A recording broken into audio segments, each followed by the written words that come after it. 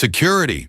The shout ripped through the hushed dining room, all aged money and hush secrets. Not good. My hand, slick with nervous sweat, tightened on the water pitcher. See? He didn't know I knew. Arthur Coleman, Golden Boy, was showing off my father's work. The design he stole, the life he ruined. Coleman's face, usually so smug, flickered with something darker than anger. Fear. It was delicious. He thought Dad was gone. A suicide. End of story. They all did. But families keep secrets, don't they? And I know where Dad hid his. This wasn't just about some patent, no. This was about blood, about what happens to those who dare to steal it, about to get so much worse for him. They have no idea how her quiet kindness will change everything. Security! The shout ripped through the hushed dining room, all aged money and hush secrets. Not good. My hand, slick with nervous sweat, tightened on the water pitcher. See? He didn't know I knew. Arthur Coleman, Golden Boy, was showing off my father's work, the design he stole, the life he ruined. Coleman's face, usually so smug, flickered with something darker than anger. Fear. It was delicious. He thought Dad was gone. A suicide. End of story. They all did. But families keep secrets, don't they? And I know where Dad hid his. This wasn't just about some patent, no. This was about blood, about what happens to those who dare to steal it, about to get so much worse for him. They have no idea how her quiet kindness will change everything. The gilded compass reeked of old money. Not the clean, crisp scent of freshly printed bills, but the heavy, musky odor of inherited fortunes mingled with expensive perfume and the briny tang of Oysters Rockefeller. A scent Maya usually associated with the gnawing emptiness in her stomach. At 22, she felt every hour of her double shift etched into her bones. Tonight, Arthur Coleman held court in her section. The energy magnate, the visionary, the thief. He commanded attention without even trying, his voice a low rumble that resonated through the dining room as he addressed his gaggle of sycophantic investors. Each word felt like a carefully placed brick in the edifice of his manufactured legend. Maya moved through the room, a shadow in a starched uniform, refilling water glasses and smoothing tablecloths. Each movement practiced, precise, and designed to be invisible. 2 years ago, she had dreamt of unraveling the mysteries of the universe. Now she just dreamt of paying the bills. "Gentlemen," Coleman announced, his voice brimming with the self-satisfied confidence that came from never having known a day's hardship. He flourished a worn, leather-bound portfolio, the leather cracking with age as he opened it. "Before we delve into the future, a glimpse into the past, the genesis of Coleman Industries." He produced a single sheet of drafting paper, yellowed with age, encased in protective laminate. It was a complex schematic, a tangle of lines and equations forming an intricate device. Fusion energy, of course, the Coleman core, the miracle that made him a billionaire. Maya's breath hitched. She knew that schematic. She had seen it 1,000 times before, not in boardrooms and magazines, but sketched on napkins, filling her father's notebooks. He'd called it Project Chimera. He used to explain it to her at bedtime, the way other fathers read fairy tales. Coleman tapped a manicured finger on the diagram. 20 years ago, a flash of inspiration that birthed a trillion-dollar industry.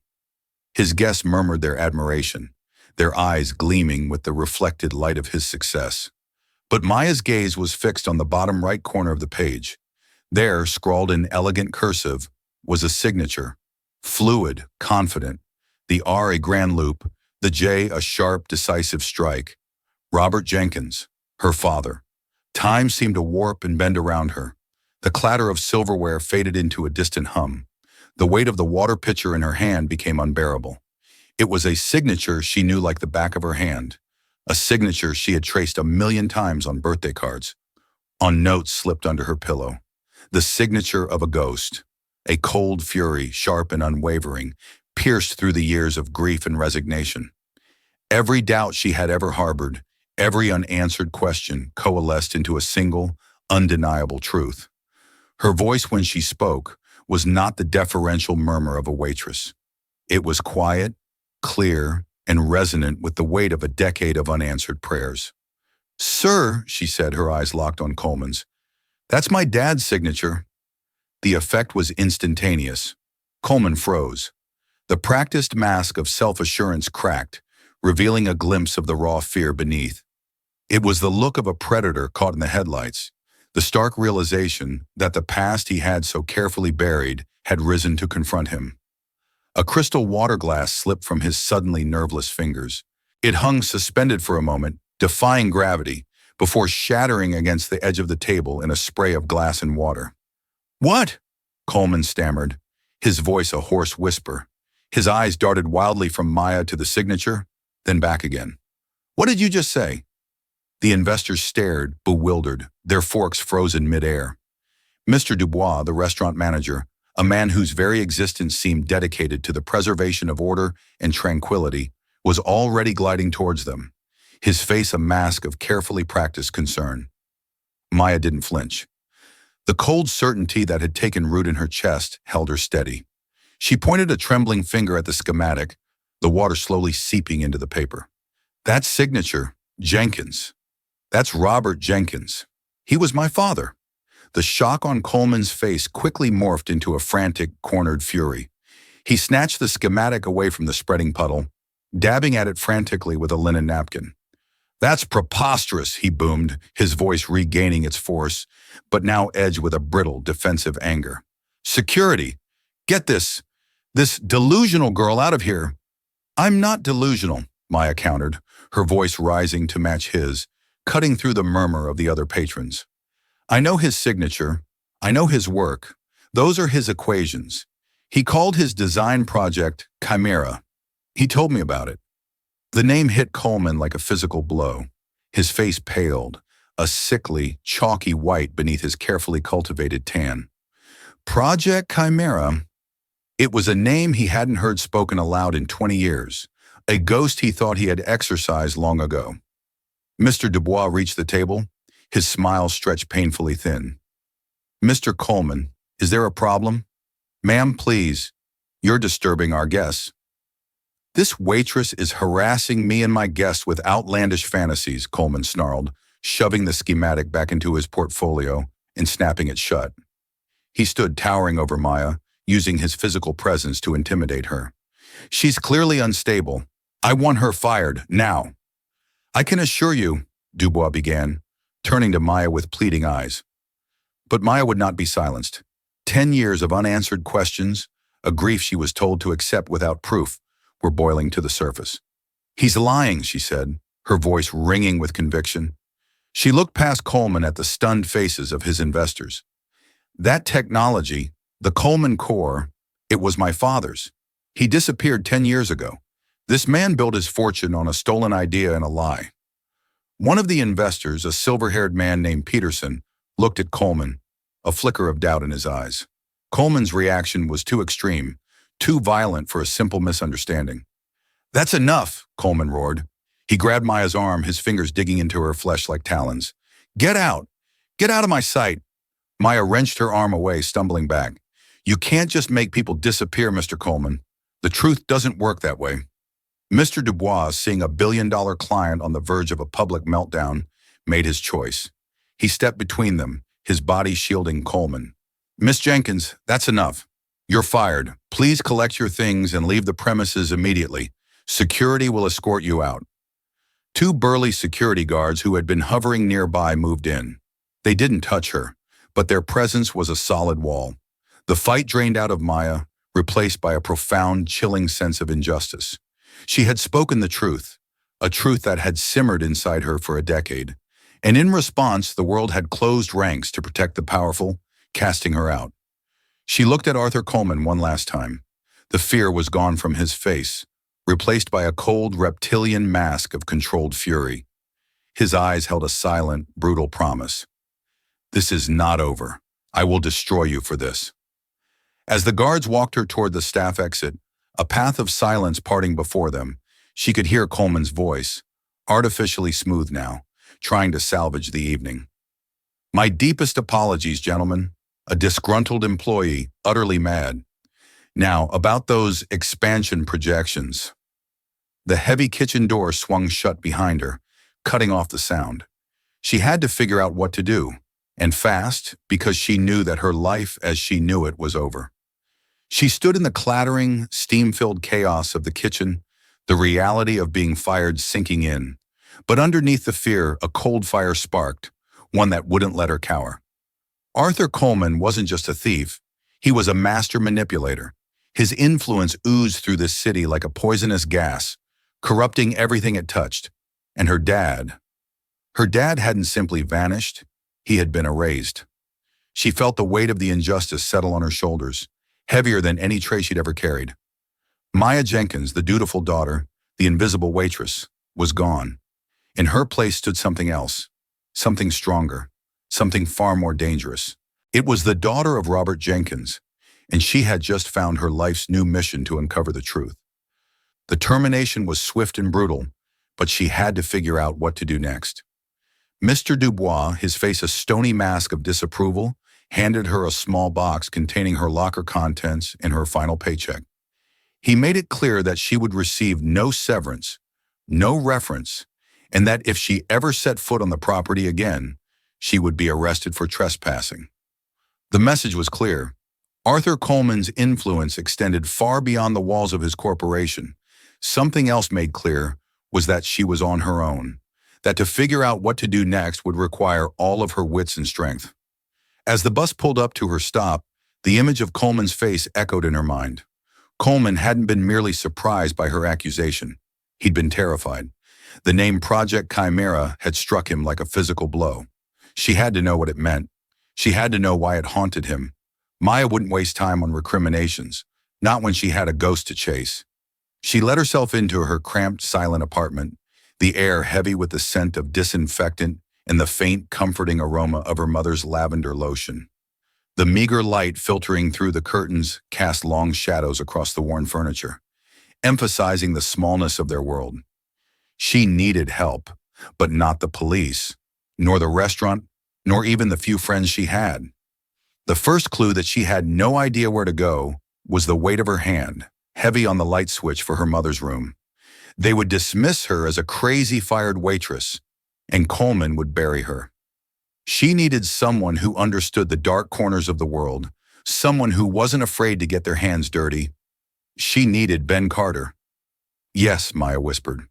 Ben finally looked at her, and for the first time the cynicism in his eyes was gone, replaced by the ghost of the crusading reporter he used to be. The fire wasn't out. It had just been banked, waiting for fuel. "Kid," he said, his voice rough with emotion, "do you have any idea what you've stumbled into? This isn't just about stolen credit.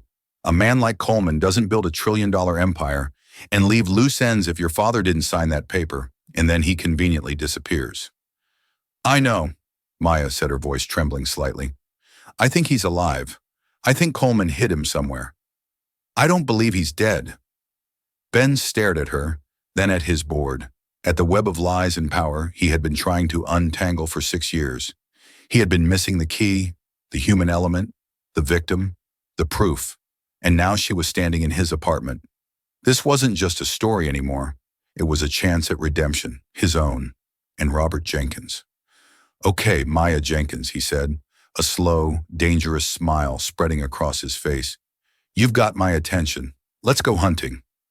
The alliance between Maya and Ben was forged in the crucible of shared purpose. Ben's apartment became their war room. His chaotic energy, once aimless, now had a laser focus. He resurrected old contacts, dusted off interviewing techniques, and pored over the evidence Mia had brought with a hunger he hadn't felt in years. Maya, in turn, provided the crucial context, poring over her father's notebooks, deciphering his scientific shorthand, and painting a picture of the brilliant, trusting man Arthur Coleman had betrayed. Their first lead was Northwood Applied Sciences, the company in the photograph. A few calls revealed it had been a small tech incubator that went bankrupt over 15 years ago. Most of its records were lost, but Ben's persistence paid off. He tracked down a name from an old staff directory, Walter Schmidt, a senior lab technician who had worked with both Jenkins and Coleman. Finding him wasn't easy. Walter Schmidt had fallen off the grid. There was no social media presence, no current address. Ben finally found him through a membership list for a vintage radio enthusiast club. He was living in a quiet retirement community 3 hours out of the city. When they arrived at his small, immaculately kept bungalow, Walter was a nervous bird-like man in his late 70s with watery blue eyes. He was hesitant to even let them in. But the moment Mayer introduced herself as Robert Jenkins' daughter, his composure crumbled. He ushered them inside, his hands trembling. "I knew this day would come," he whispered, wringing his hands. "I always knew it." Sitting in his sun-drenched living room, surrounded by old ham radios, Walter Schmidt unburdened his conscience of a 20-year wait. Robert. He was a genius. Walter began, his voice thick with emotion. The rest of us were just chemists and engineers. He was a poet of physics. Arthur, on the other hand, was the salesman. He was charming, ambitious, and utterly ruthless. He saw the genius in Robert, but he saw it as a product, a resource to be exploited. He told them about Project Chimera. He confirmed it was Robert's brainchild from start to finish. Coleman's contribution was securing funding and managing the business side. As Robert got closer to a stable working prototype, Coleman grew more possessive and secretive. Arthur started locking Robert out of the business meetings. Walter explained he'd tell the investors it was his work, that Robert was just a brilliant but unstable researcher who needed management. He was laying the groundwork for the betrayal. The day it happened was seared into Walter's memory. Coleman called an emergency meeting with the small staff. He held up a signed document, the same one Mir had found, and announced that Robert Jenkins was leaving the company due to a nervous breakdown. "It was a lie," Walter said, his voice cracking. Robert was stressed, yes, but he was on the cusp of a breakthrough. He wasn't unstable. He was excited. Later that day, I saw two men who didn't look like scientists or investors, escorting a protesting Robert out of the lab. Arthur told us he was being taken to get help. We never saw him again. Maya felt the air leave her lungs. "You saw them take him?" Walter nodded, shamefaced. We were all scared. Arthur had just secured a new round of funding based on Robert's latest data. He told us that if word got out about Robert's instability, the funding would vanish and we'd all be out of a job. He made us complicit in our silence. He paid us all a hefty severance when he dissolved Helios Innovations and started Coleman Industries a month later. It was hush money. Ben leaned forward, his voice gentle but firm. "Walter, you said they were taking him to get help. Do you know where? A hospital? A clinic?" Walter hesitated, his eyes darting around the room as if Coleman himself might be listening. Arthur was talking on the phone earlier that day. I wasn't supposed to hear. He mentioned a place, a long-term care facility. He said it was private, discreet, a place where difficult cases could be managed indefinitely away from prying eyes. Willow Creek. He mentioned a place called Willow Creek Sanitarium. The name hung in the air, heavy and ominous. A sanitarium, not a hospital, a place for the forgotten. "Is it still around?" Maya asked, her voice a strange whisper. Ben was already typing furiously on his laptop. After a few minutes of searching, his face grew grim. "It is rebranded now as Willow Creek Wellness Retreat. It's a high-end, high-security private facility in the middle of nowhere. It specializes in long-term psychiatric care for high-net-worth individuals. The board of directors is anonymous, managed through a series of shell corporations, but I'd bet my life savings that Arthur Coleman is pulling the strings." Maya stood up, a storm of emotions raging inside her. Grief, fury, and a terrifying, fragile flicker of hope. Her father wasn't dead. He was a prisoner. For 10 years he had been locked away, silenced, while his captor built an Emma on his stolen dreams. "We have to get him out," she said, her voice shaking with a newfound iron-willed resolve. Walter looked at her, his watery eyes filled with a sad admiration. "Be careful, child.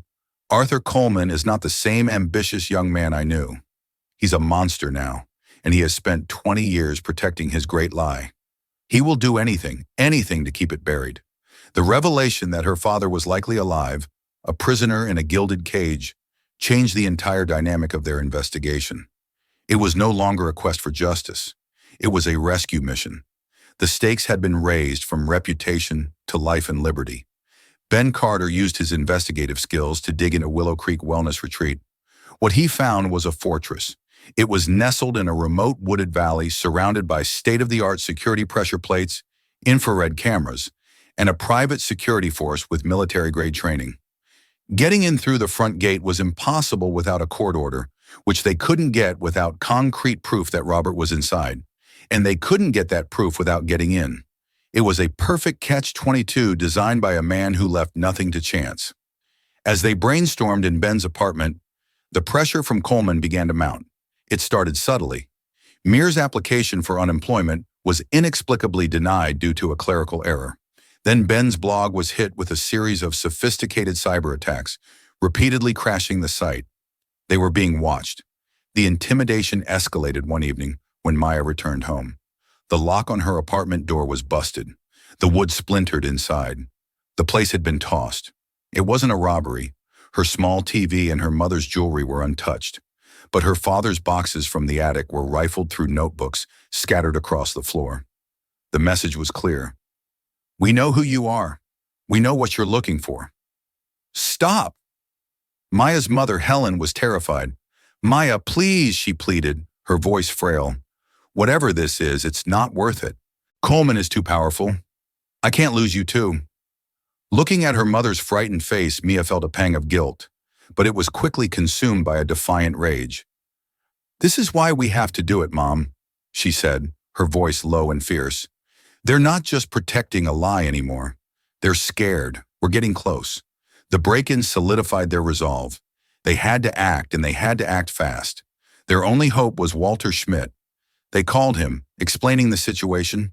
The old technician, racked with guilt and horrified by the intimidation tactics, finally agreed to help them in a more direct way.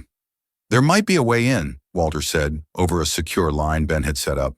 "The facility's older wing, the original sanitarium, has an outdated HVAC system. I know this because Helios Innovations bid on a contract to upgrade it years ago, well before everything. The plans should still be in the county archives. It's a long shot, but there might be an unguarded service duct, a blind spot in the security." It was the sliver of hope they needed. Ben, using a fake eye and a plausible cover story about historical preservation, managed to access the county's archive blueprints. He spent a day poring over the decades-old schematics, and he found it. A large ventilation outflow duct on the west side of the building, concealed by a thicket of overgrown woods. According to the plans, it was big enough for a person to crawl through and led directly to the basement service tunnels of the older long-term residential wing.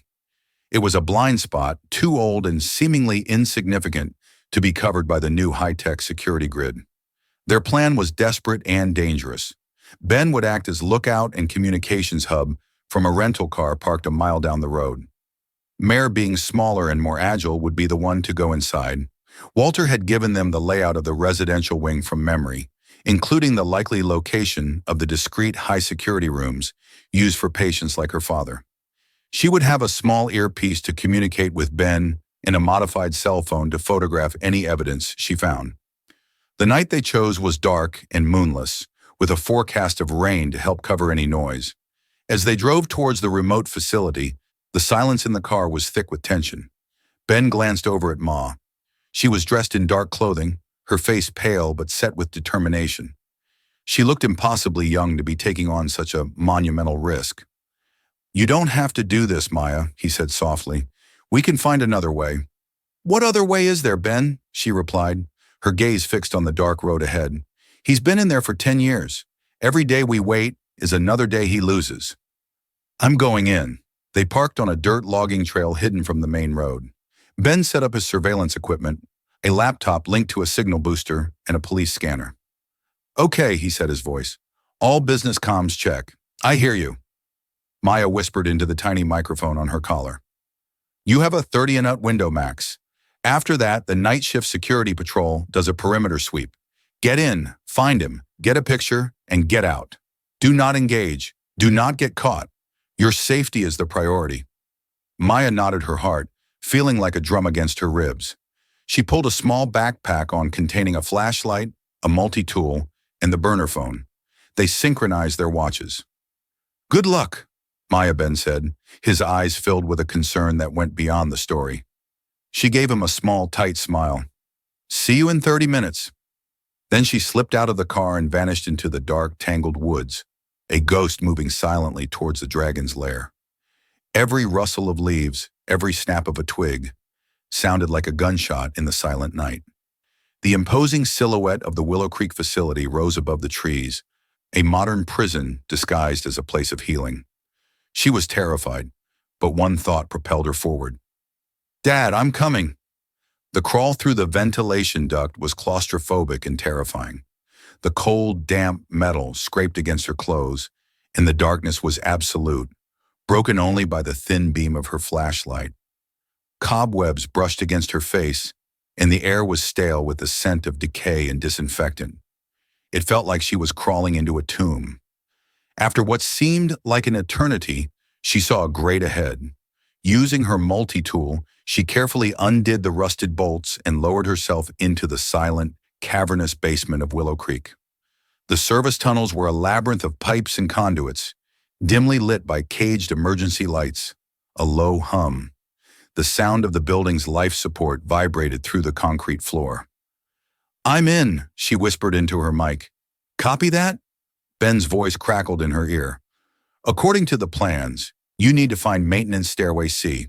It will take you to the first floor of the West Wing. Be quiet. They have orderlies on patrol. Navigating by the faded stencils on the walls, Maya found the stairway. She ascended cautiously, her every sense on high alert. The air grew warmer, the smell of disinfectant stronger. She emerged into a hallway that was nothing like the grimy basement. Here, everything was sterile and eerily quiet. The floors were polished marble. The walls were a soothing shade of cream, and soft, indirect lighting gave the corridor a serene, dreamlike quality. It was a beautiful, silent prison. The doors to the rooms were heavy oak with no names, only numbers. Each had a small reinforced glass window and a slot for food trays. I'm in the West Wing, she breathed. It's quiet. Too quiet. That's the high security ward. Ben said patients here are kept isolated. Walter said they're often heavily sedated. Start checking the rooms. You have 20 minutes left. Heart pounding. Maya began her grim task, moving from door to door, peering through the small windows. In the first room, an elderly woman sat staring at a blank television screen. In the next, a man was sleeping fitfully, muttering in his sleep. Each room held a person lost to the world their fortunes, paying for them to be kept out of sight and out of mind. Then she reached room 113. She peered through the glass and her world stopped. The room was sparse. A bed, a small table, a chair. Sitting on the edge of the bed, his back to the door, was a man with thinning gray hair. He was gaunt, his shoulders slumped in a posture of profound defeat. He was sketching in a small notebook with a pencil, his movements slow and deliberate. Then he turned his head slightly, and Maya saw his profile in the dim light. The face was older, thinner, etched with lines of sorrow she had never known. But it was him, the high forehead, the shape of his nose, the gentle curve of his brow. It was her father. A sob caught in her throat, and she clapped a hand over her mouth to stifle it. Tears streamed down her face. He was alive. After 10 years of believing he was dead of mourning him, he was here. Ben, she whispered, her voice choked with emotion. I found him. It's him. Okay, Maya, okay. Ben's voice was a steady anchor in her emotional storm. Get the picture. You need proof. With trembling hands, she raised the phone. She had to get his face. She tapped lightly on the reinforced glass. Dad. The sound was barely audible, but in the profound silence of the hall, it was enough. Robert Jenkins flinched. He turned slowly, his eyes clouded and unfocused, as if he were looking at her from a great distance.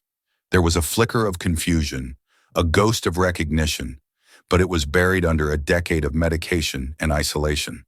Dad, it's me, she whispered, pressing her hand against the cold glass. It's Maya. His brow furrowed. The name seemed to stir something deep within him. He took a hesitant step toward the door, his eyes trying to pierce through the fog of his consciousness. It was in that moment, as he looked towards her, his face filled with a heartbreaking mix of confusion and longing, that she got the picture. a clear shot of his face.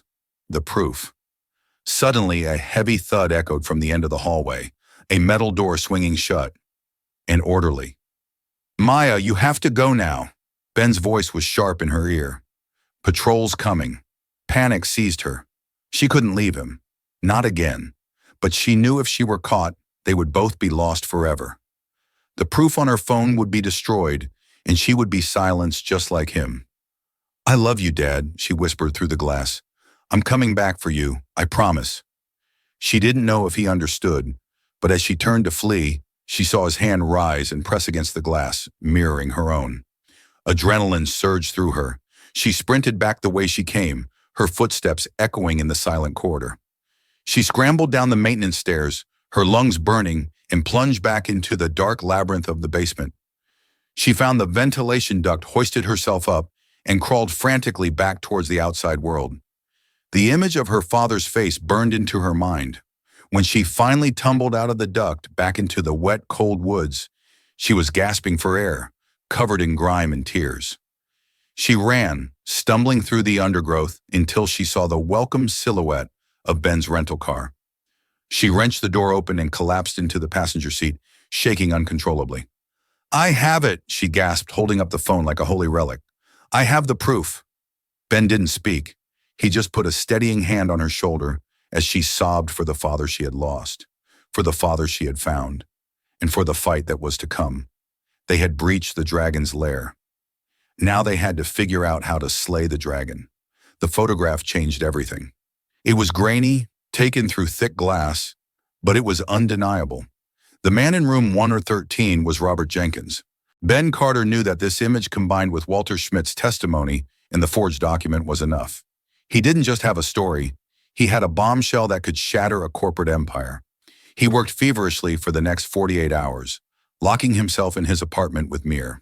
He wrote the article of his life, a masterpiece of investigative journalism that laid out the entire sordid tale. He detailed the early partnership, the betrayal, the forged documents, the kidnapping disguised as a medical intervention, and the 10 years of illegal imprisonment. He embedded Mir's photograph, Walter's sworn affidavit, which he'd finally agreed to give on the record, and a side-by-side analysis of Robert's real signature against the forgery. He named Arthur Coleman not as a thief, but as a kidnapper. He didn't publish it on his fringe blog. This was too big. He called in the one favor he had left in the world with a former colleague, a senior editor at the Wall Street Journal, one of the few who had privately believed him 6 years ago. He sent the encrypted file with a simple message. Redemption, the story broke on a Tuesday morning. It didn't just make a splash. It was a global tsunami. Where is Robert Jenkins became the #1 trending topic worldwide within an hour. The stock for Coleman Industries plummeted in pre-market trading, wiping out billions of dollars in value before the opening bell. News vans surrounded the company's gleaming headquarters and the gates of the Willow Creek Wellness Retreat. Arthur Coleman was blindsided. He issued a furious denial, calling it a vicious, baseless attack orchestrated by a disgraced journalist and a delusional young woman. But the photographic evidence was too compelling, the narrative too detailed. His carefully constructed wall of lies, which had stood for 20 years, crumbled into dust in a matter of hours. Federal agents, armed with a warrant issued on the strength of Ben's article, raided Willow Creek that afternoon. They found Robert Jenkins in his room, just as Mir had described. He was disoriented and weak, but his mind, though clouded by years of improper medication, was still there. When a female agent gently asked his name, he looked at her and said with a clarity that shocked everyone, "My name is Robert Jenkins and I want to see my daughter." The reunion happened not in a prison, but in a private, secure hospital. When Maya walked in, her father was sitting up in bed, free of his sedatives for the first time in a decade. He looked at her, and this time there was no fog in his eyes, only recognition and a profound, overwhelming love. "Maya," he whispered, his voice. "Horse, you found me." She rushed to his side, and they held each other, years of stolen time and silent grief melting away in an embrace. Helen was there too, holding her husband's hand. For the first time in 10 years, her own illness seeming to fade into the background in the face of this miracle. Arthur Coleman's downfall was as swift as it was total. He was arrested that evening, attempting to flee the country on his private jet. The legal battle was immense, but the evidence was insurmountable. Walter Schmidt's testimony, combined with the facility's illegally doctored medical records and the damning financial trail that led from Coleman's shell companies directly to Willow Creek, sealed his fate. He was convicted of kidnapping, unlawful imprisonment, and a dozen counts of fraud. The empire built on his lie was dismantled. Coleman Industries was forced into bankruptcy and restructuring, but from its ashes, something new was born. The patents for Project Chimera, now rightfully returned to Robert Jenkins, became the foundation of a new company, Jenkins Carter Energy. Ben Carter, his reputation, not just restored, but legendary, took a place on the board, vowing to ensure the company always operated with the transparency he fought for. And at the helm as the new CEO was Maya Jenkins. She had traded her waitress uniform for a business suit, but she had lost none of the fire that had driven her. She was no longer just the daughter of a genius. She was a leader in her own right. Her mind, once destined for theoretical physics, now dedicated to building a better future with the technology her father had created. Months later, Maya stood with her father and Ben in a clean, brightly lit laboratory, looking at a new schematic on a screen. Her father, though still recovering, had the old spark back in his eyes. "The containment field," Robert said, pointing at the screen. "I finally figured out the stabilization equation. It took me 10 years of thinking in that room, but I solved it." Maya smiled a real brilliant smile. "I know, Dad," she said, placing her hand on his shoulder. "Let's go change the world for real this time." The story of Maya Jenkins is a powerful reminder that truth, no matter how deep it's buried, will always fight its way to the light. It's a story about the unbreakable bond between a father and a daughter, and the incredible courage it takes for one person to stand up to an empire of lies. Maya's journey from a heartbroken waitress struggling to survive to a powerful CEO who reclaimed her family's legacy shows that our circumstances don't define us. Our choices do. She chose to fight, to believe, and to never give up on the ghost of the man who taught her to look at the stars. If this story of resilience, justice, and unwavering family love moved you, please help us share it with the world. Click the like button. Share this video with your friends and family. And don't forget to subscribe to our channel for more real-life stories that will inspire and captivate you. Your support helps us continue to tell stories that matter.